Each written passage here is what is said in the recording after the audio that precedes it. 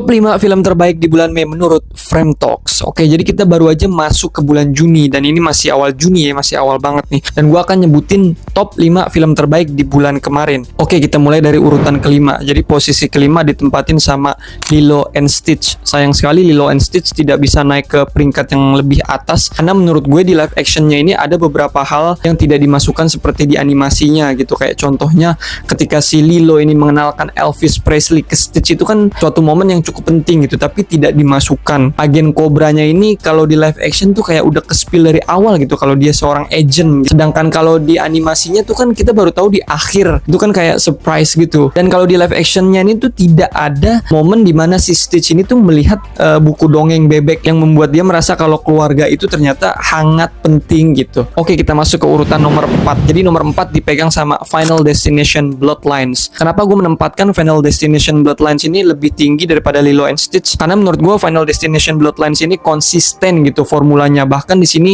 jokesnya itu lebih fresh, ceritanya juga lebih unik dengan ditambahkan Bloodlines itu. Dan kita masuk ke posisi nomor 3. Jujur di posisi nomor 3 ini gue agak bingung antara Warfare atau Thunderbolts. Tapi setelah gue pikir-pikir lagi, kayaknya Warfare gue tempatkan di urutan nomor 3. Kenapa gue cuma menempatkan Warfare di urutan nomor 3? Karena menurut gue Warfare ini memang dari sinematografinya cakep banget, A24 bagus banget dan realistik banget, sound desainnya juga megah banget, lu akan berasa di medan perang. Cuman menurut gua Warfare ini tidak bisa dinikmati oleh semua orang gitu dan tidak ada keterikatan emosional ke penontonnya, jadi cuman bisa di urutan nomor 3. Dan nomor 2 ditempati oleh Thunderbolts. Jadi setelah bertahun-tahun Marvel mengeluarkan film-film busuk, akhirnya Thunderbolts datang sebagai sebuah refreshment gitu, dengan sinematografi yang cakep, jokes-jokes yang lucu, dan juga yang paling penting keterikatan emosional antara film dengan penontonnya gitu. Ketika menonton Thunderbolts ini tuh lu ikut berasa sedih, ikut berasa terharu. Pokoknya Thunderbolts ini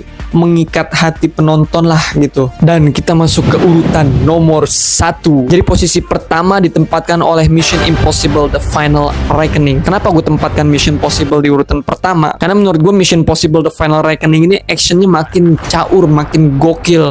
Ceritanya juga kompleks banget, dan bukan cuman kompleks, tapi film ini tuh di act kedua dan ketiganya ini berhasil membangun tensinya penonton. Jadi kita sebagai penonton bisa ikut deg-degan, bisa ikut mengalami ketegangan yang dialami oleh karakter-karakter di film tersebut gitu. Dan sinematografinya juga cakep banget, terutama di bagian yang laut itu tuh, yang si Tom Cruise nyelam ke laut ngambil device Podkova itu, sinematografinya, sound desainnya itu caur banget. Coba silakan tulis di kolom komentar 5 film terbaik menurut kalian di bulan kemarin. Sampai jumpa di video berikut.